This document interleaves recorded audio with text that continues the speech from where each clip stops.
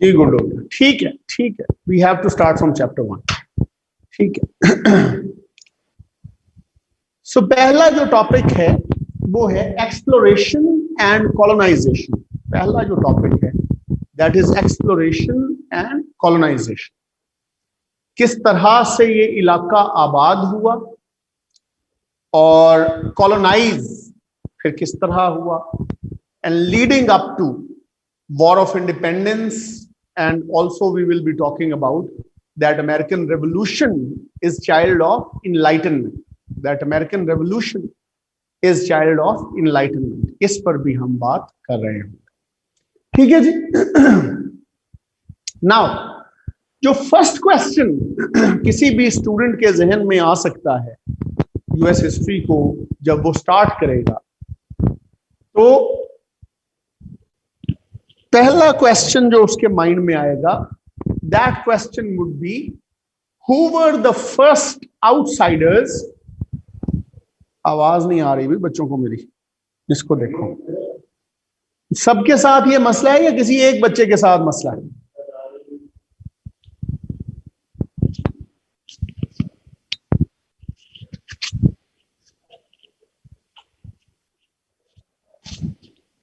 Shirt पे ये लगेगा नहीं यार, इट्स बैडली डिजाइन्ड लाइक। चलो अब लग जाएगा, शर्ट नहीं लग रहा, ऐसे ही लगेगा ये।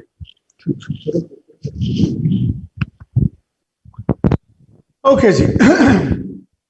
So we were discussing the first question that should come to your mind would be who were the first outsiders who came to this place and why did world came to know about this so late। तो history हमें बताती है, वो कहती है कि पहले लोग जो आउटसाइडर्स इस खित्ते में आए वो अलास्कन्स थे और नॉर्वेजियन वाइकिंग्स थे। अलास्कन्स थे एंड नॉर्वेजियन वाइकिंग्स। अलास्कन्स थे और नॉर्वेजियन वाइकिंग्स थे। Like 15,000 years ago to 30,000 years ago, these people went to this place. There was a land route available covered with snow, but none of them returned back to tell the tale.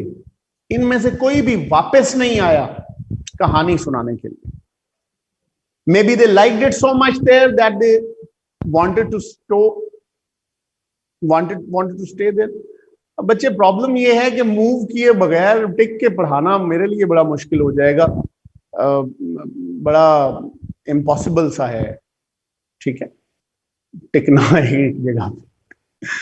खैर, so maybe they liked it so much they didn't come back, and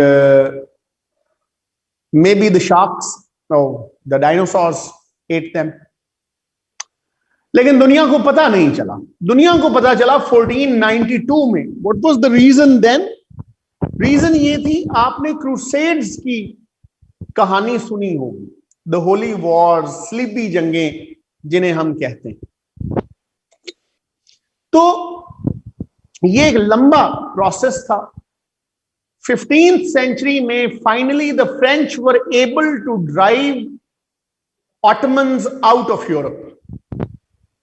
ठीक, and as a result, as a reaction, the Ottomans blockaded Europeans' way to Asia। Turkey connect करता है Europe को Asia के साथ, वो रास्ता ऑटमन्स ने बंद कर दिया। Now the European kings started to sponsor different voyages, started to sponsor different voyages so that a new, safer, swifter, trade-worthy, safer, swifter, trade-worthy route ढूंढा जा सके, generally to Asia, specifically to India trade reasons के लिए। ये 15,000 years to 30,000 years ago की बात है Mustafa. So professional voyaging became a thing, professional voyaging became a thing, और आम जो प्राइवेट सेलर्स थे वो भी किंग्स से पैसे लेकर जाते थे। ये इरा, जिस इरा की हम बात कर रहे हैं, ये इरा कॉलोनियलिज्म का इरा है। इस जमाने में जैसे आज कॉलोनियलिज्म को बुरा समझा जाता है, उस जमाने में कॉलोनियलिज्म को बुरा नहीं समझा जाता। और रास्ता ढूंढने की इस जद्दोजहद में अगर हिंदुस्तान नहीं भी मिलता, अगर एशिया तक रसाई नहीं भी मुमकिन हो पाती, तो रास्ते में कोई ना कोई और टेरिटरी मिल जाएगी, कोई ना कोई और आइलैंड हाथ लग जाएगा। तो असूल ये था कि जिस किंग की स्पॉन्सर्ड वॉयेज उस लैंड को ढूंढती थी, वो लैंड उसी किंग से बिलोंग करती थी, वो लैंड उसी किंग से बिलोंग करती थी। So this is how the system worked. 1492 is the year जिसको हम कहते हैं the year of fall of Granada, Spain. गरनाता, जिसको आप उर्दू में गरनाता कहते हैं, नसीम हजाजी के नॉवलों में आपने ये लफ्ज पढ़ा होगा, ठीक। गरनाता, गरनाता was the last bastion of Muslims in Europe. 1492. So Granada fell to the forces of King Ferdinand and Queen Isabella. King Ferdinand and Queen Isabella. The Muslim rulers of the city handed over the keys to the forces without putting up a fight. So यहां से जब मुस्लिम rule खत्म हुआ, तो finally these two emperors funded Mr. Christopher Columbus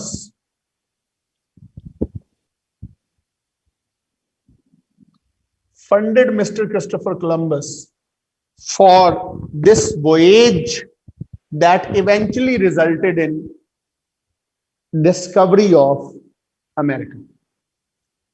इस voyage पर जाने से पहले Christopher Columbus was unemployed for good 8 years. हालांकि he earned himself a reputation of a good sailor. He was an expert sailor at the age of 17. 17 साल की उम्र में ही। इनकी पैदाइश को अगर हम देखें तो डिफरेंट आपको प्लेसेस मिलेंगी। कुछ हिस्ट्री बुक्स इन्हें इटली में पैदाइश बताती हैं, कुछ हिस्ट्री बुक्स इन्हें स्पेनियर्ड कहती हैं, और अमेरिकन इंसाइक्लोपीडिया अब जो लेटेस्ट है वो कहता है ये पोर्चुगीज थे, बाय बर्थ पोर्चुगीज थे। However, he was brought up in Genoa, Italy. His brother had a bookshop there, जहां इन्होंने कार्टोग्राफी सीखी। कार्टोग्राफी नक्शों के इल्म को कहते हैं, कार्टोग्राफी नक्शों के इल्म को कहा जाता है। Why he stayed unemployed? The reason for being unemployed was his bizarre conditions to go on a voyage. His bizarre conditions to go on a voyage. वो conditions क्या थी? One, that I shall not be responsible for the loss of ship or crew if that happens. Tradition ये था कि captain of the ship जो था वो जिम्मेदार होता था loss of ship and loss of crew के लिए। उसने कहा जी मेरी कोई जिम्मेदारी नहीं। एंड सेकंड जो उसकी इससे भी ज्यादा बिजार शर्त थी वो ये थी that I shall rule over the territories that I shall discover. Conditions of employment Mustafa के ये मेरी शर्तें मानी जाएंगी तो मैं वो एज पर जाऊंगा। उसने कहा जी जिन इलाकों को मैं डिस्कवर करूंगा उन इलाकों पर मुझे हुकूमत करने का मौका दिया जाए। So nobody hired him. So finally king Ferdinand and queen Isabella hired this man. He took off with 3 ships, 3 जहाजों के काफले में ये निकले। जो पेरेंट शिप या मदर शिप है उसका नाम था Santa Maria. Santa Maria, saint Mary, translated in English it means saint Mary. दुनिया में ज्यादातर याक्ट्स या शिप्स का अगर कोई सबसे ज्यादा नाम रखा गया है तो वो ये सांता मरिया। ठीक। सो he made 1492, 1493, 1498, 1502 he made 4 trips to this continent. He made 4 trips to this continent and discovered in the process discovered Puerto Rico, Costa Rica, Honduras, Jamaica, Saint Lucia, even Brazil.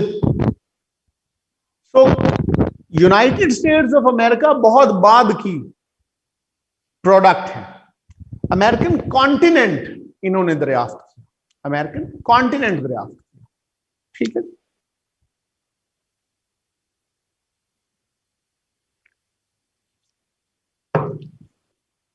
अब यहां से आगे चलते हैं। अब next question जो आता है,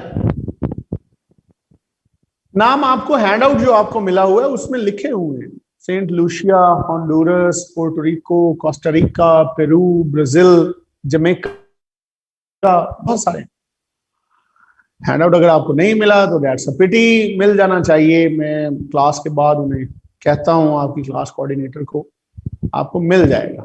उसमें ये सारी चीजें डिटेल में दी हुई हैं, इसलिए मैं जरा वहां से तेजी से गुजर रहा हूं क्योंकि ये इंट्रोडक्टरी सी चीजें हैं और इनकी कोई खास इंपॉर्टेंस उस तरह से नहीं है। खैर, तो उसके बाद हम यहां से आगे चलते हैं। अब अगला सवाल आता है, जब आप पहुंच गए अमेरिका तो फर्स्ट इंपॉर्टेंट थिंग जो आपके जहन में आएगी वो ये होगी कि हु वर द लोकल्स। क्या खाली जमीन थी या वहां कोई बंदे मौजूद होते थे? नेटिव्स कौन थे? ओरिजिनल अमेरिकन्स कौन थे? तो ओरिजिनल अमेरिकन्स में एज़टेक्स का नाम लिया जाता है, इनकाज का नाम लिया जाता है, रेड इंडियंस का नाम लिया जाता है, मायाज का नाम लिया जाता है। ये डिफरेंट ट्राइब्स हैं जो इंडिजिनस या आपके जो लोकल्स हैं उन्हें कहा जाता है। ठीक। एज़टेक्स को आज की जबान में आप समझें, ये मैक्सिकन बॉर्डर पर आपको नजर आएंगे। इनकी ड्वेलिंग्स आज भी एग्जिस्ट करती हैं। Not a very big empire, not a very big kingdom.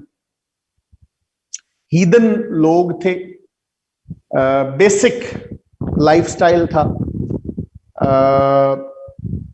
एक चीज हाउएवर उनमें मॉडर्न थी कि ये लोग लड़कों की कुर्बानी किया करते थे। पुराने कल्चर्स में देवताओं को राजी करने के लिए या बच्चों की कुर्बानी की जाती थी या लड़कियों की कुर्बानी की जाती थी। एज़टेक्स इस हवाले से मॉडर्न थे कि वो लड़कों की कुर्बानी किया करते थे, लोगों को जलाकर बीटिंग हार्ट्स निकालते थे और वो पेश करते थे अपने देवता को।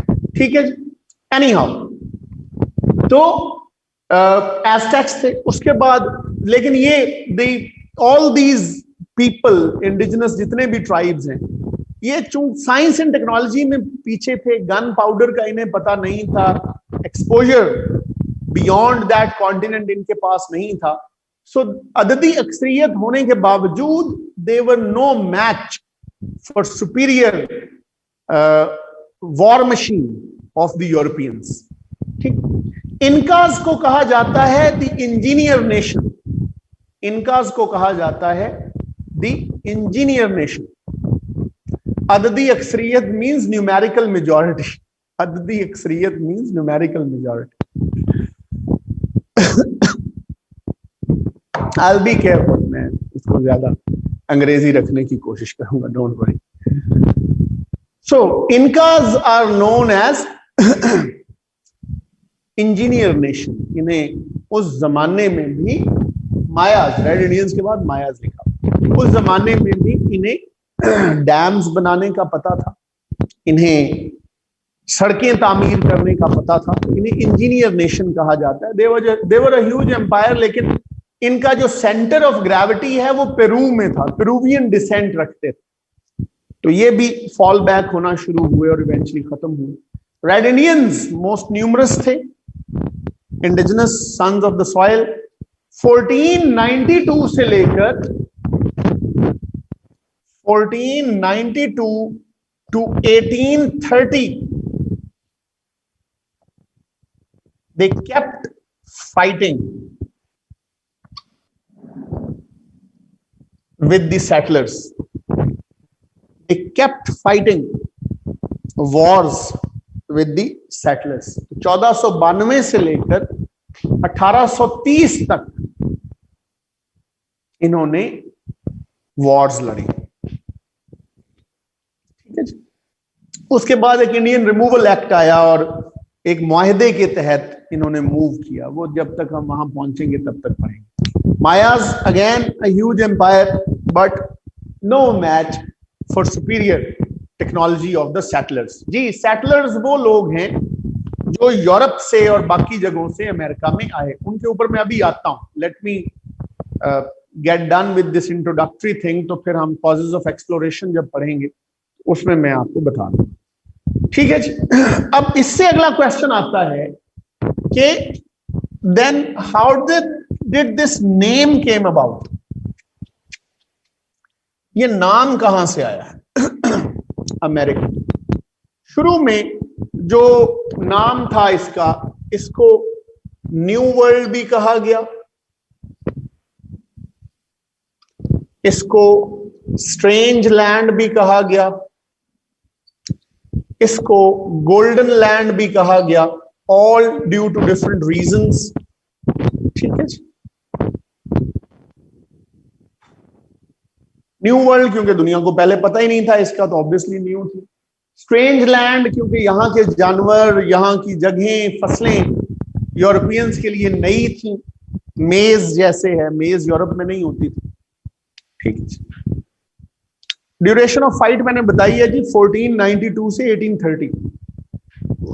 Golden land due to wealth that was available here, not just literal gold, all kinds of wealth. इस ट्राइबल कल्चर को, इसको अंडरस्टैंड करने के लिए केविन कॉस्टनर की एक फिल्म है डांसिंग विद द वुल्व्स, वो देखें। डांसिंग विद द वुल्व्स आपको वैसे भी फैसिनेट करेगी। It one more than 4 Oscars. ठीक है। खैर, वापस आते हैं।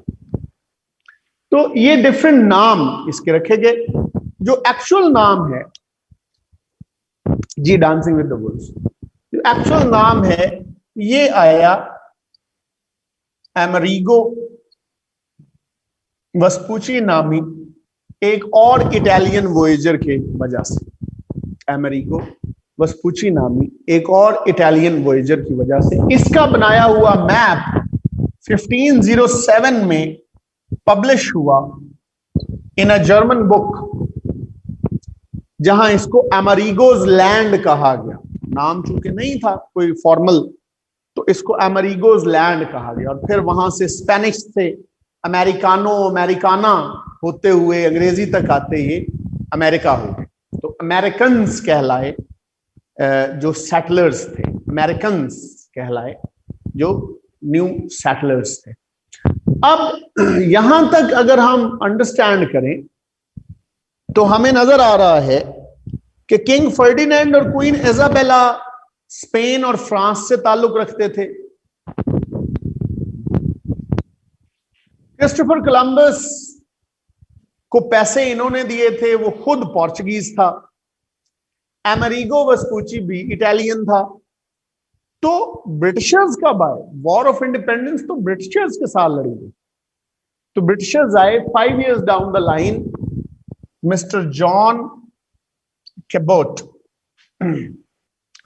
5 years down the line mister John Cabot नामी एक ब्रिटिशर्स यहां आए, जिन्होंने यूनियन जैक यहां लगाया। चूंकि ये एक अनएक्सप्लोर्ड कॉन्टिनेंट था, so there was enough land available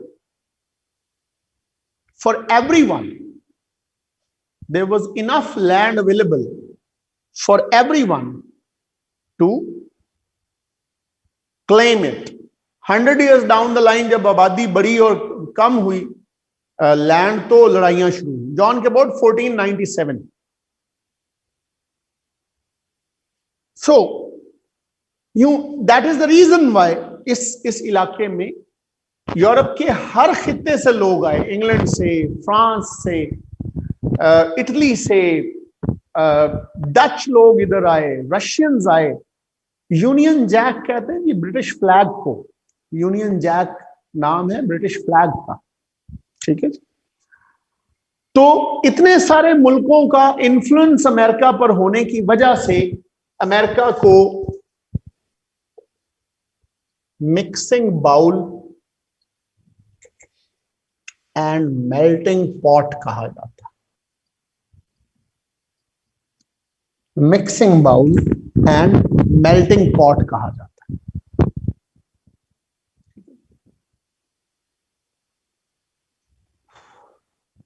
mixing bowl and melting pot, या नेशन ऑफ नेशंस कहा जाता है, या नेशन ऑफ इमिग्रेंट्स कहा जाता है। मुख्तलिफ नाम लिए जाते हैं इसके, मुख्तलिफ नाम लिए जाते हैं इसके। सो अब यहां से जब हम आगे आते हैं, the next question comes, when did colonisation start? लोग तो आना शुरू हो गए ऑन देयर ओन, और उसकी कॉजेज मैं अभी आपसे शेयर करता हूं। When did the actual colonisation start? And colony होती क्या है?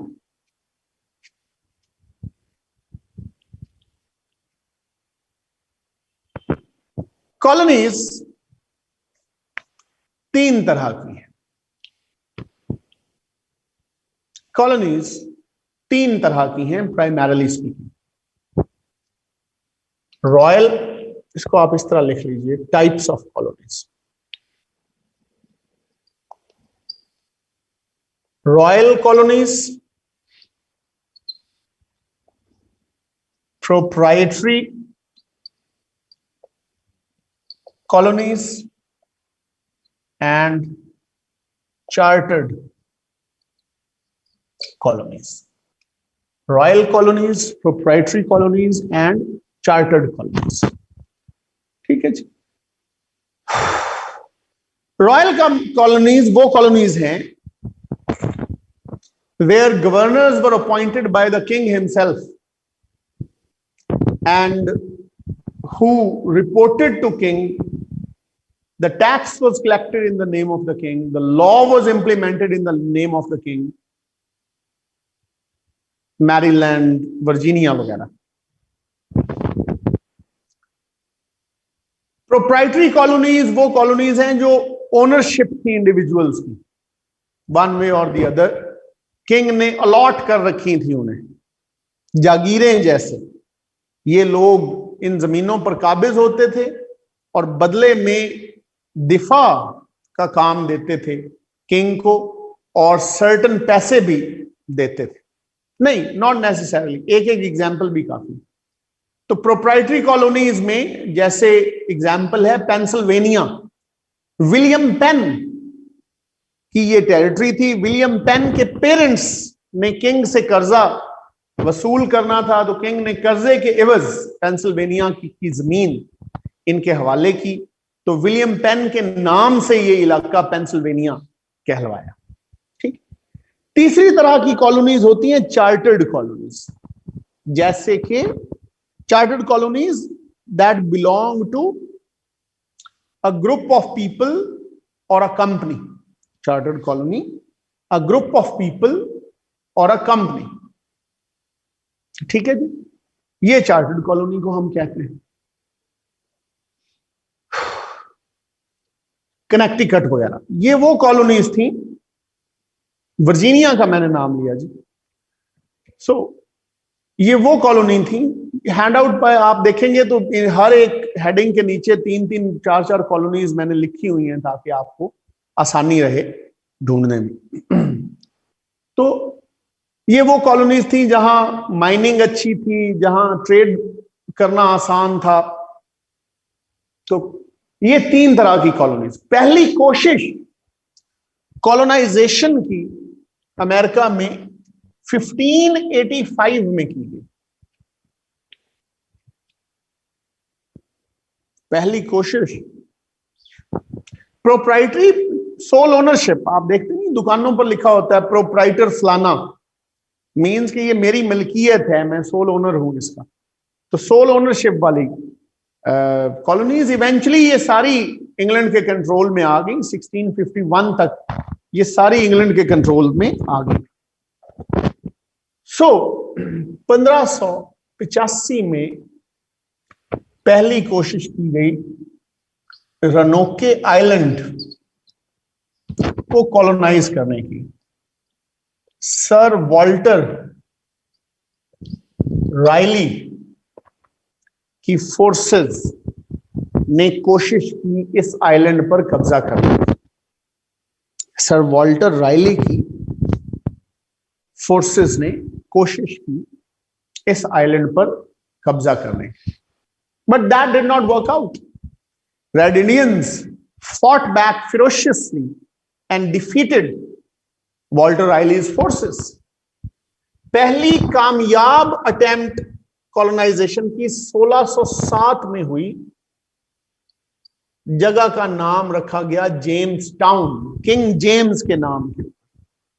पहली जो सक्सेसफुल कॉलोनी अमेरिका में बनी वो जेम्स टाउन थी। 1607 में वो बनी किंग जेम्स के नाम के ऊपर। इसे जॉन स्मिथ कॉलोनी भी कहते हैं।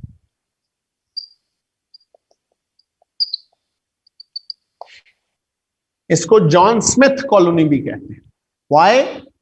Because John Smith was the person जिसने यहां मार्शी लैंड्स को क्लियर करके एग्रीकल्चर शुरू किया था, और tobacco as a first cash crop उसने इंग्लैंड भिजवाई। ठीक, नहीं, न्यू वर्ल्ड के अंदर यहां जो ब्रिटिश फर्स्ट कॉलोनी है वो 1607 में ये एस्टैब्लिश की गई थी। ठीक है। सो सोल्जर्स जो लड़ रहे थे वो सोने की उम्मीद पर, माले गनीमत की उम्मीद पर यहां लड़ रहे थे। यहां गोल्ड तो कोई ना मिला। जॉन स्मिथ ने फाइनली डीमोरलाइज सोल्जर्स को एग्रीकल्चर पर लगाया और टबैको काश्त किया और कैश क्रॉप इंग्लैंड को अवेलेबल हुई। यहीं से फिर जब बढ़े इलाके तो इसका नाम पूरी टेरिटरी का वर्जीनिया रखा गया। पहली जो स्टेट बनी वर्जीनिया, इसका नाम रखा गया वर्जिन क्वीन के नाम के ऊपर। क्वीन ऑफ इंग्लैंड जो उस वक्त थी, उन्होंने शादी नहीं की थी, इसलिए उन्हें वर्जिन क्वीन कहा जाता था। इसकी वजह से इसे वर्जीनिया कहा जाता है। ठीक है जी, वर्जीनिया कहा जाता है। अब आते हैं कॉजेज ऑफ एक्सप्लोरेशन के ऊपर।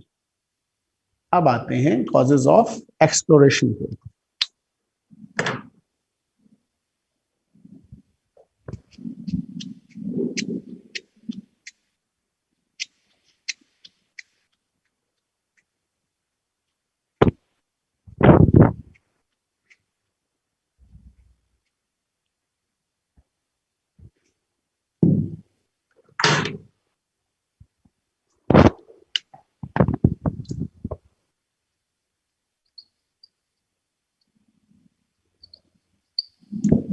क्यों इतने ज्यादा लोग इधर आए?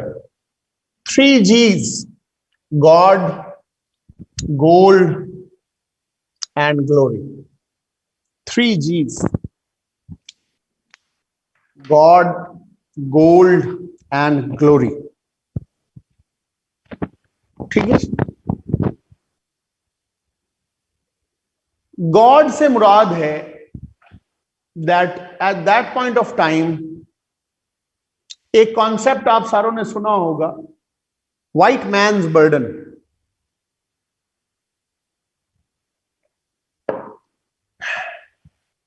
व्हाइट मैन्स बर्डन का मतलब है कि गोरे को अल्लाह ने सुपीरियर पैदा किया है, सुपीरियर रिलीजन दिया है, सुपीरियर स्किन दी है, सुपीरियर सिविलाइजेशन दी। इसलिए गोरा ड्यूटी बाउंड है कि वो गैर मुहज्जब दुनिया में निकले और उन्हें तहजीब सिखाए। ये उसका अनप्लेजेंट बर्डन है जो उसने उठाना ही उठाना है, व्हाइट मैन्स बर्डन। तो इस व्हाइट मैन्स बर्डन के तहत लाखों की तादाद में लोग, गवर्नमेंट के भेजे हुए भी and on their own will भी, लोग अमेरिका आए to Christianise the locals, to Christianise the locals. Unlike Judaism, Christianity में प्रीचिंग अलाउड है, तो ये लोग प्रीच करने आए और यहां पर हीदन्स ज्यादा रहते थे। कोई डिवाइन रिलीजन या रेवलेशन बेस्ड रिलीजन एग्जिस्ट नहीं करता था, नेचुरल ऑब्जेक्ट्स को पूजने वाले ज्यादा लोग थे, तो यहां कन्वर्जन आसान होती। हेंस एक वजह तो ये है मजहब का फैलाना। दूसरा है गोल्ड, गोल्ड मीन्स वेल्थ। दूसरा है गोल्ड, गोल्ड मीन्स वेल्थ, दौलत, वेल्थ। सो लिटरल गोल्ड भी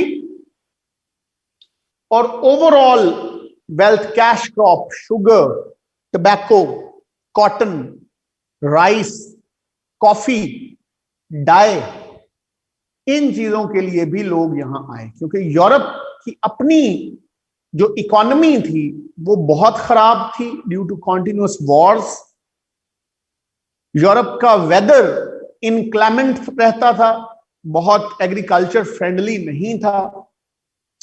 यूरोप में पॉपुलेशन प्रेशर बहुत ज्यादा था, खलकत बहुत ज्यादा थी, इलाका थोड़ा था, और यूरोप में खुराक की कमी भी थी, फूड क्राइसिस भी रहता था, पेट भर खाना कम लोगों को नसीब होता।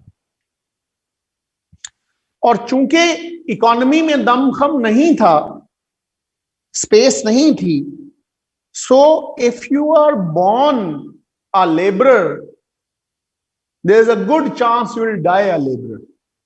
If you are born a laborer, there is a good chance you will die a laborer. तो लोग अमीर होने की ख्वाहिश लेकर, इकोनॉमिक रेस्पाइट की ख्वाहिश लेकर अमेरिका की तरफ भागते थे। व्हाइट मैन्स बर्डन सिर्फ रिलीजियस टर्म नहीं है, it's a political concept, political and social concept as well. तो लोग इधर आते थे कि चलें यहां स्लेवरी अलाउड है, यहां लैंड मुफ्त अवेलेबल है या थ्रो अवे प्राइस पर अवेलेबल है।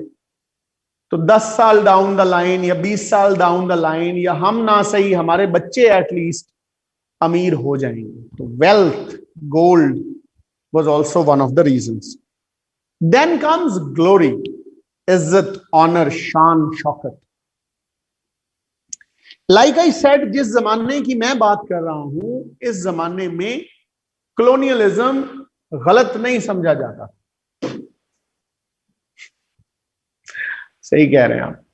इस जमाने में colonialism was a mark of respect and honour for the kings. इस जमाने में colonialism was a mark of respect and honour for the kings. इसलिए kings used to send more and more people, more and more troops, more and more cavalry to take over as much land as possible, to take over as much land as possible. क्योंकि जिस बादशाह के नीचे जितना ज्यादा इलाका होता था, उसका रोबो दबदबा, उसका ऑनर, उसकी इज्जत उतनी ही ज्यादा होती थी। तो God, gold and glory. Then comes ji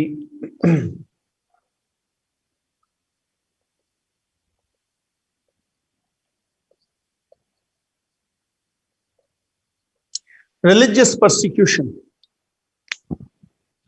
That was also one of the reasons. क्योंकि 16th सेंचुरी में से राइज होना शुरू हो गया था इनलाइटनमेंट एरा का। So people started to question the veracity of the Catholic claims. Martin Luther did a favour, उसने लैटिन में लिखी हुई बाइबल को अंग्रेजी में ट्रांसलेट कराया और लोगों में मुफ्त तकसीम की। और बहुत सारे झूठ, 95 टू बी एग्जैक्ट, उसने निकाले बाइबल में से, जो पोप्स एंड प्रीस्ट्स कुछ और बताते थे लेकिन बाइबल में लिखा कुछ और हुआ था। क्योंकि लैटिन हर एक को नहीं आती थी, तो पोप जो बताता था वही माना जाता था। सो उसने उसको अवामी कर दिया मजहब को। Martin Luther. सो यहां से प्रोटेस्टेंट्स का फिरका स्टार्ट हुआ और सेक्टेरियन वॉर्स यूरोप में स्टार्ट हुए। सेक्टेरियन वॉर्स यूरोप में स्टार्ट हुए। ठीक है जी, सेक्टेरियन वॉर्स यूरोप में स्टार्ट हुए। 30 इयर्स वॉर, 100 इयर्स वॉर। तो इन वॉर्स के अंदर जिन मुल्कों में कैथोलिक्स तगड़े थे उन्होंने प्रोटेस्टेंट्स को मार लगाई, जिन मुल्कों में प्रोटेस्टेंट्स तगड़े थे उन्होंने कैथोलिक्स को मार लगाई। लॉन्ग स्टोरी शॉर्ट, दोनों जगहों से, जैसे इंग्लैंड में प्रोटेस्टेंट्स तगड़े थे तो कैथोलिक्स बेचारे परेशान थे, फ्रांस इटली वगैरह में कैथोलिक्स तगड़े थे तो प्रोटेस्टेंट्स परेशान थे जी, प्यूरिटन्स और प्रोटेस्टेंट्स। सो हुआ ये कि ये लोग भाग के फिर गोशायाफियत जो इनको मिला वो अमेरिका में था। So one of the very first values जो अमेरिका में इस्टेब्लिश हुई वो रिलीजियस टॉलरेंस की वैल्यूज थी। वो रिलीजियस टॉलरेंस की वैल्यूज थी। पीपल अंडरस्टूड कि जो ख्वारी हम वहां काट के आए हैं वो ख्वारी यहां रिपीट नहीं करेंगे। ठीक। Another reason was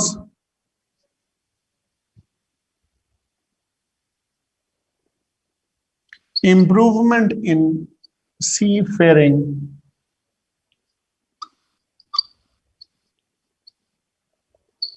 technologies.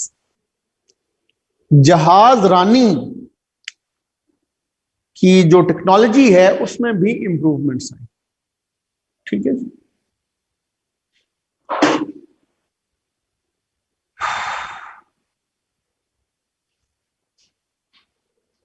नहीं अली, आप जब मैं वाइंड अप करता हूं क्लास को तो तब आप ये सवाल कोट कीजिएगा, I'll answer you.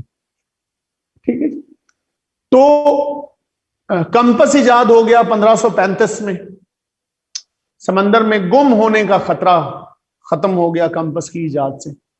Gun powder आ गया, कमर्शियल शिप्स पर कैनन इरेक्ट होना शुरू हो गई, जिसके बायस पायरेट्स का खतरा दूर हो गया।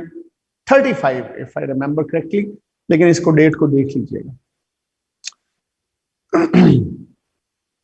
पायरेट्स का खतरा खत्म हुआ। ब्रिटिश नेवी ने स्मॉलर एंड स्विफ्टर शिप्स बनाना शुरू किए। इससे पहले वाला जो मॉडल था वो था स्पेनिश आर्मेडा का मॉडल। स्पेनिश आर्मेडा बड़े शिप्स बनाता, स्पेनिश आर्मेडा बड़े शिप्स बनाता था जो स्लो होते थे। ब्रिटिश नेवी ने स्मॉलर एंड स्विफ्टर शिप्स बनाना शुरू किए। यूं फासला तेजी से होना शुरू हुआ, महफूज होना शुरू हुआ। यह भी एक वजह है कि फ्रीक्वेंटली लोगों ने आना जाना शुरू किया। Harsh punishments in Europe was also one of the reasons. Harsh punishments in Europe was also one of the reasons. Europe में इतने सख्त कवानीन थे उस जमाने में, they would guillotine you at the drop of a hat. छोटे छोटे जराइम पर बड़ी बड़ी सजाएं थी। And the system of justice was corrupt to the core. निजाम जो है वो शदीद करप्ट था।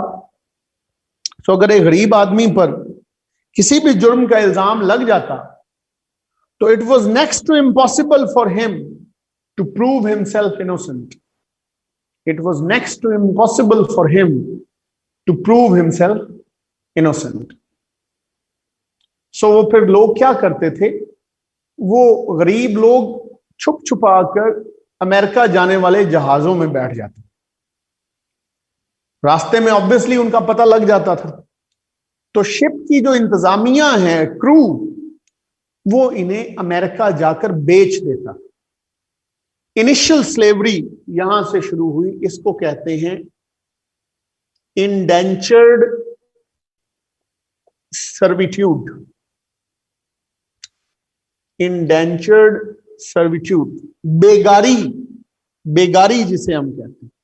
जैसे भट्टा मजदूरों पर नहीं पैसे चढ़ाकर मजदूरी कराई जाती, तो यहां भी यही किया जाता था। ठीक है।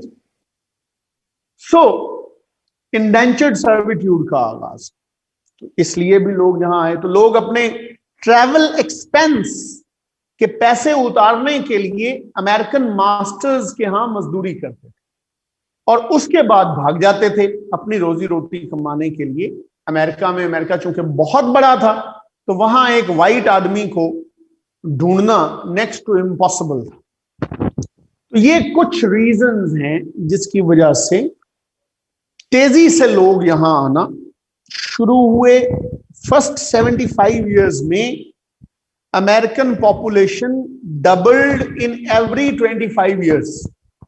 फर्स्ट 75 इयर्स में अमेरिकन पॉपुलेशन विद सेटलर्स, ये जो नए लोग आ रहे थे, डबल्ड इन एवरी 25 इयर्स। तो ये आपको क्लियरली चीज बता रही है कि हाउ थिंग्स हैपन। अच्छा, लेकिन यहां war of independence let start हुई। वॉर ऑफ इंडिपेंडेंस जाकर होती है कुछ 200 साल के बाद। ठीक है ना जी। रीजन क्या है, वाई सो लेट? उसकी मोटी सी रीजन है।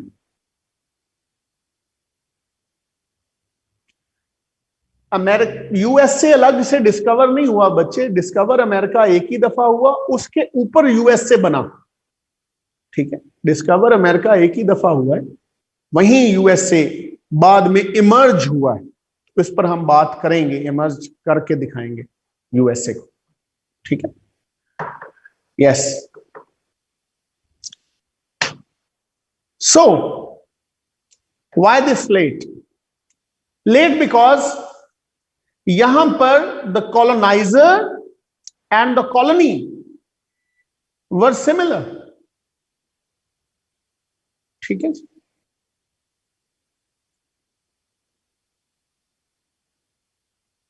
they both belonged to England, France, Spain. Different cases में स्पेन की कॉलोनीज में रहने वाले ज्यादा स्पेनियर्ड्स थे, ब्रिटिश कॉलोनी में रहने वाले ज्यादा ब्रिटिश थे, फ्रेंच कॉलोनीज में रहने वाले ज्यादा फ्रेंच थे. So they belonged to the same parent state, दोनों की पेरेंट स्टेट सेम थी.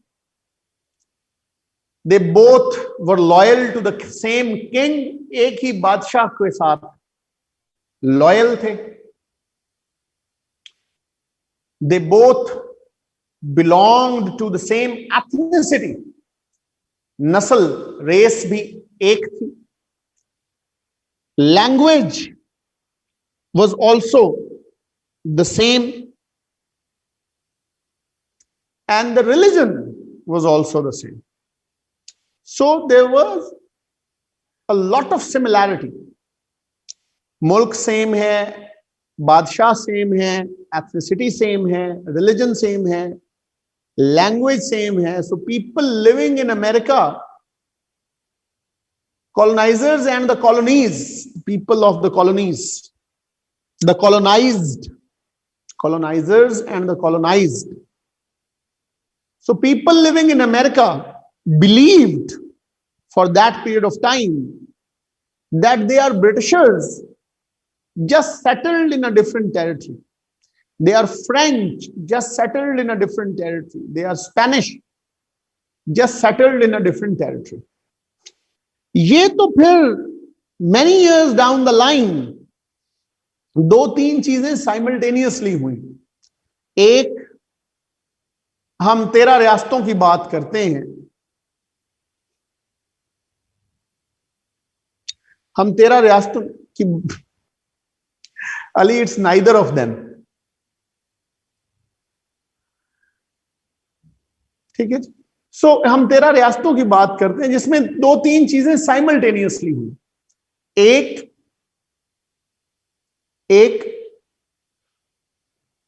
Economic exploitation of the masses. The Britishers passed exploitative laws and made exploitative and discriminatory policies that they wanted to kill the golden goose at once. एक वजह तो ये.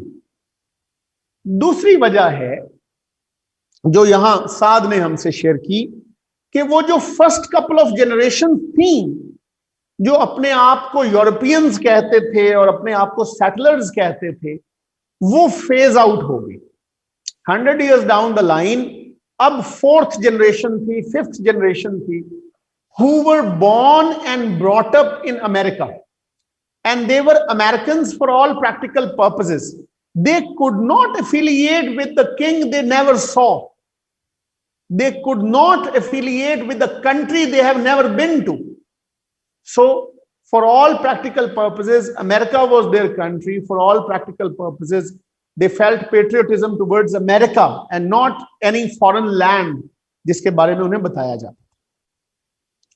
So इन लोगों ने, ये ज़हनी तौर पर आजाद लोग थे, पेट्रियोटिक थे, और इनके यहां ज्यादा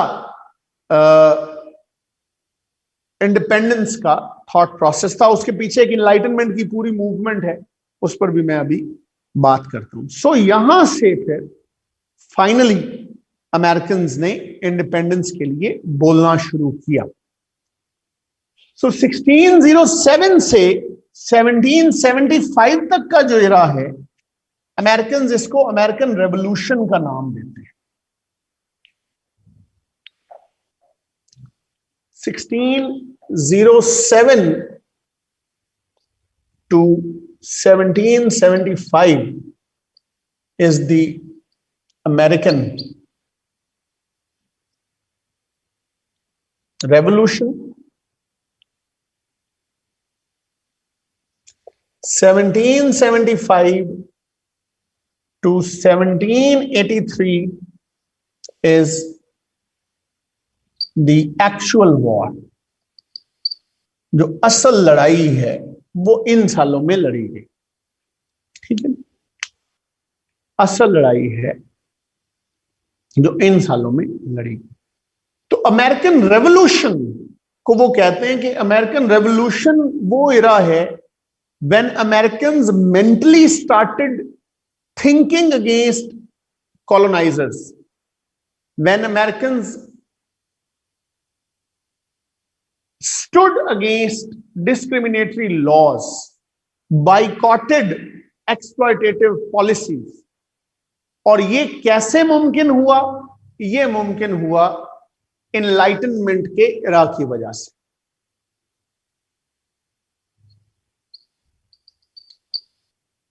इरा ऑफ इनलाइटनमेंट। इनलाइटनमेंट का एक तो ऑब्वियसली मीनिंग है,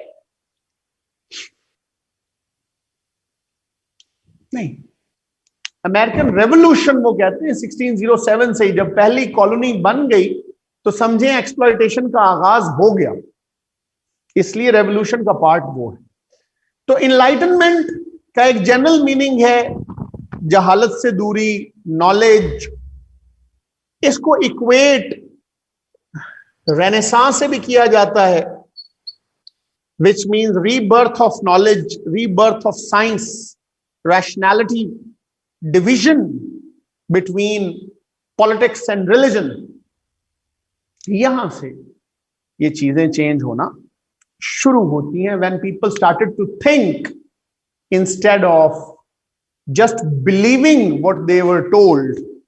ठीक, just believing what they were told, लोगों ने क्वेश्चन करना शुरू किया, लोगों ने पूछना शुरू किया, रिलीजियस डॉगमास पर क्वेश्चंस करना शुरू किए और चीजें इंप्रूव होना शुरू। अमेरिका में भी उसका इंपैक्ट आया। ओवरऑल डिफरेंट फिलोसफर्स का इसमें रोल है। Obviously British philosopher John Locke वो पहले फिलोसफर हैं जिन्होंने एक रिस्पॉन्सिबल, अकाउंटेबल गवर्नमेंट की बात की, जिन्होंने एक सोशल कॉन्ट्रैक्ट की बात की जिसमें टू इक्वल्स आपस में मुआहदा करते हैं। थॉमस हॉब्स का जो कॉन्ट्रैक्ट है उसको निगेट किया, जो ज्यादा वायलेंट था। ठीक है, इसने सबसे पहले कहा कि भाई आपने प्रोटेक्शन ऑफ द स्टेट भी करनी है, सिंपैथी भी लेनी है, और इसने सबसे पहले बताया that government must in some way be accountable and responsible to those whom it governs। इसने ड्यूटीज ऑफ गवर्नमेंट पर बात की। इसने कहा जी a government must protect life, liberty and property of all humans, of all humans। ठीक है, आप इसकी फिलॉसफी को पढ़ाया होगा।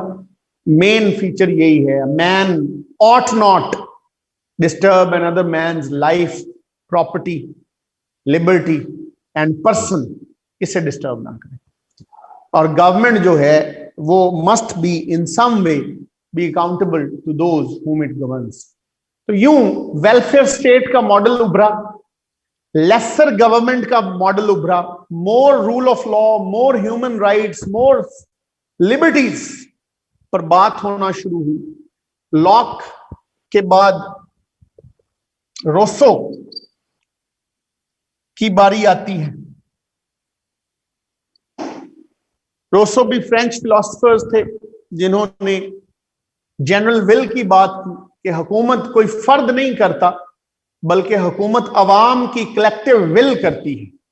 अवाम ही हुक्मरान है जब वो कानून साजी करवा रही होती है, सिटीजन है, और अवाम ही सब्जेक्ट है जब वो कानून पर अमल कर रही होती है। जॉन जॉक रोसो, तो इन्होंने भी जनरल विल के जरिए लोगों को सिखाया कि आप मैटर करते हो, इंडिविजुअल मैटर करता है, जनरल विल मैटर करती है। डिवाइन राइट टू रूल पर डेंट पढ़ना शुरू हुआ, डिवाइन राइट टू रूल पर डेंट पढ़ना शुरू हुआ। उसके बाद मॉन्टेस्क,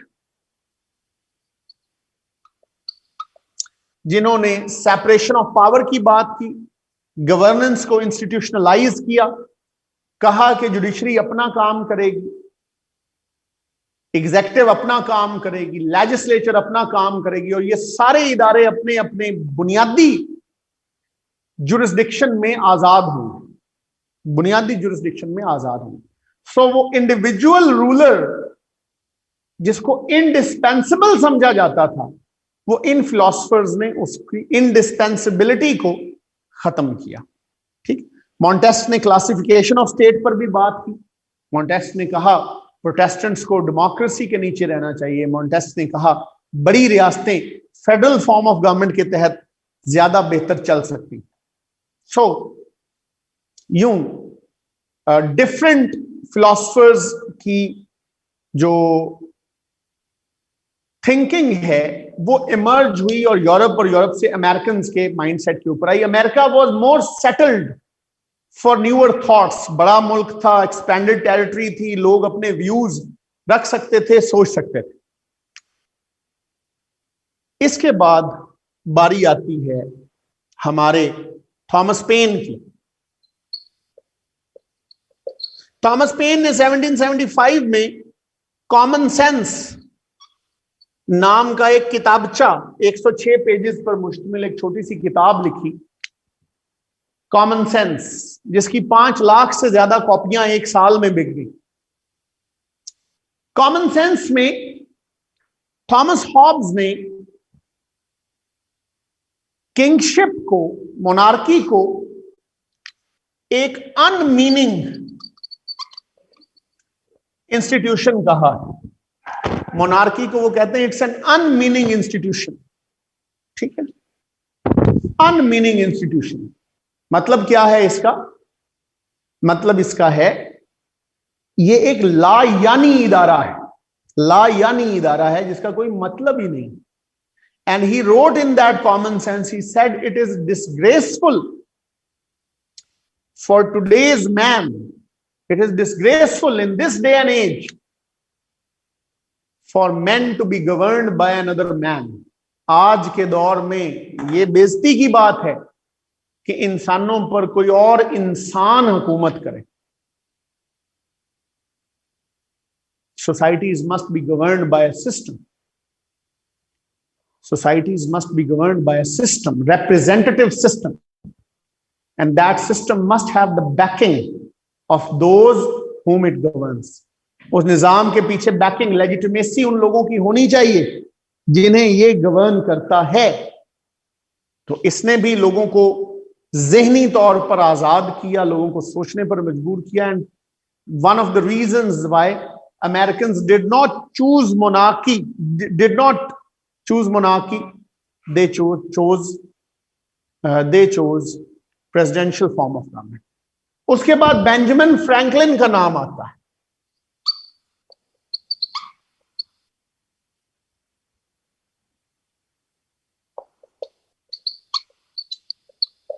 बेंजामिन फ्रैंकलिन वो बंदा है जिसने 2 अहम काम किए। एक, इसने डीइज्म का कॉन्सेप्ट दिया।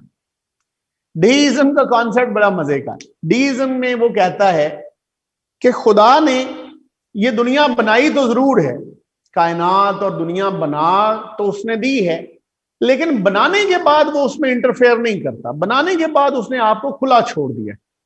तो ये असबाब की दुनिया है। असबाब की दुनिया में आप असबाब पैदा करेंगे तो उसके मुताबिक रिजल्ट्स हासिल कर लेंगे। ठीक है, इस कॉन्सेप्ट को डीइज्म कहते हैं। डीइज्म कहते हैं कि आप खुदा पर ना पड़े रहें, आप सही करें, कोशिश करें, जद्दोजहद करें ताकि आपका कुछ बन सके। तो अमेरिकन ने उस जद्दोजहद पर यकीन किया। बेंजामिन फ्रैंकलिन ने अमेरिकन को यूनाइट होने का मशवरा भी दिया था, ये आगे हम पढ़ेंगे। तो ये सारे फिलोसफर्स और इनकी थॉट प्रोसेस का इंपैक्ट है कि हम कहते हैं American revolution was a product of enlightenment, child of enlightenment. अगर ये इनलाइटनमेंट ना होती तो अमेरिकन जो हैं वो शायद रेवोल्यूशनाइज ना अपने आप को करते या इसके खिलाफ स्टैंड ना लेते। तो ये है जी आज तक का टॉपिक। यहां तक कोई सवाल है तो वो बताइए। डीइज्म के अलावा बेंजामिन फ्रैंकलिन ने 1754 में एक अल्बनी कॉन्फ्रेंस हुई थी मुस्तफा, उसमें उन्होंने ये मशवरा दिया था कि अमेरिकन स्टेट्स एटलीस्ट डिफेंस और फॉरेन पॉलिसी के लिए इकट्ठी हो जाएं। अमेरिकन स्टेट्स एक कन्फेडरेशन बना लें डिफेंस एंड फॉरेन पॉलिसी के, ये दूसरा अहम काम था। ठीक है, तो आज यहीं तक। अगली क्लास में हम causes of war of independence पर बात करेंगे और अमेरिकन कॉन्स्टिट्यूशन पढ़ेंगे। Causes of war of independence पर बात करेंगे और अमेरिकन कॉन्स्टिट्यूशन पढ़ेंगे। नहीं, डिटेल में करने की जरूरत नहीं है, जितना हमने पढ़ लिया काफी है। नहीं, कॉलोनीज की इंडिविजुअल डिटेल्स में जाने की कोई जरूरत नहीं है। ठीक है जी, एनी अदर क्वेश्चंस, कोई और सवाल है? नहीं, हैंडआउट्स डिफरेंट सोर्सेस से हैं। जहां तक बुक का ताल्लुक है तो आई वुड अगेन रिक्वेस्ट कि आप वो बुक लें जो जिसमें रिवाइज्ड एंड अपडेटेड एडिशन जिसमें लिखा हुआ है। ठीक है,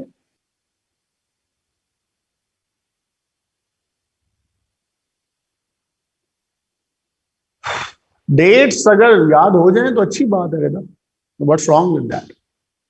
ठीक, ओके जी। जहां तक आपने ट्रांसलेशन की बात की कुरान मजीद की भी, अब प्रॉब्लम यह है कि how would you refer to God अगर आप उसको थर्ड पर्सन में नहीं लिखेंगे। For want of a better word लोग ही के साथ तर्जुमा करते हैं गॉड का। नहीं, एंशिएंट हिस्ट्री में आपको ज्यादा डीप डेल्व करने की जरूरत नहीं है। नहीं, मल्टीपल सोर्सेस से कवर करने की जरूरत, जितना हम पढ़ रहे हैं काफी है जी, इनफ है, इनफ है। देखिए, बात यह है, कन्फाइन तो कोई नहीं कर सकता, प्रॉब्लम यह है कि बताना तो है ना। ये जो आप बात कर रहे हैं ना, ये एक जमाने में बड़ी तहरीक रही है अली, तहरीक रही है कि जी कुरान मजीद के अल्फाज भी डिवाइन हैं और उन अल्फाज का मीनिंग भी डिवाइन है। इसलिए any human attempt to translate Quranic verses is a sin and हराम। ये एक बड़ी लंबी चौड़ी एक टाइम रहा है, लेकिन अगर हम उसको फॉलो करते तो शायद बहुत ही महदूद रह जाता ये। और जहां तक सिफात का ताल्लुक है, एट्रीब्यूट्स हमने अटैच नहीं की खुदा के साथ, खुदा ने खुद अटैच की हैं। उसने खुद अपने 99 नेम्स बताए हैं। तो अगर वो खुद एट्रीब्यूट्स अटैच कर रहा है तो फिर बंदे उन्हीं एट्रीब्यूट्स के हवाले से उसे पुकारेंगे। ठीक है,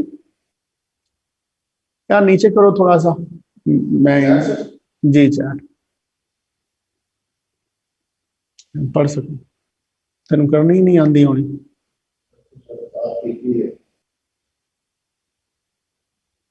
जी, पॉइंट्स लिखे हुए हैं बुक के अंदर सारे। So to give round of war, revolution, we need to discuss these philosophers. नहीं, इंडिविजुअली डिस्कस करें, एक एक पैरा दें इन फिलोसफर्स को। अगर war is American revolution is child of enlightenment की बात आती है तो फिर आप इनको एक एक पैरा देंगे। Quite a few. Spain had them, French had them, the Dutch had them, even Russia had influence, England had them. तो उस वक्त की जितनी कॉलोनियल पावर्स थी सबके पास थी कॉलोनीज वहां। जी, पास पेपर्स आफ्टर 2016 ऑनवर्ड्स, 2016 ऑनवर्ड्स जो है वो देखें आप, काफी है। उमैर खान की किताब को देख लें बेटे, अगर वो आपका सिलेबस पूरा कवर करती है। आई हाईली डाउट दैट, लेकिन अगर आपके दिल को लगती है सिलेबस को पूरा करती है तो आई डोंट माइंड। जी श्योर, आप सारों ने पढ़ ही लिया। हसान क्या कह रहे हैं आपसे, तो आई वोंट माइंड अगर आप पब्लिकली भी क्वेश्चंस कर लें तो I don't have an issue with that. Yes, independence era, yes. कल वाले अभी आधा टॉपिक जो हमारा है वो इंडिपेंडेंस एरा से हो, उसके बाद फिर कॉन्स्टिट्यूशन स्टार्ट हो जाएगा।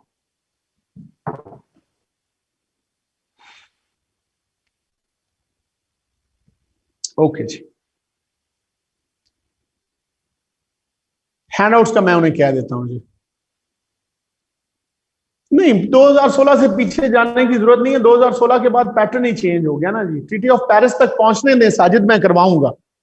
ट्रीटी ऑफ पेरिस तो 1763 में हुई थी ना, 1763 तक तो अभी हम पहुंचे ही नहीं।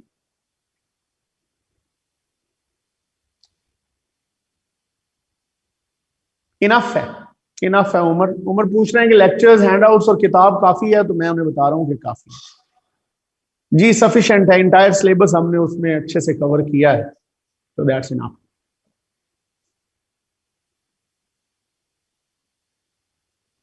ओके जी, if there are no more questions we'll call it a day. इंशाल्लाह नेक्स्ट क्लास में दोबारा आपसे बात होगी। Thank you so much.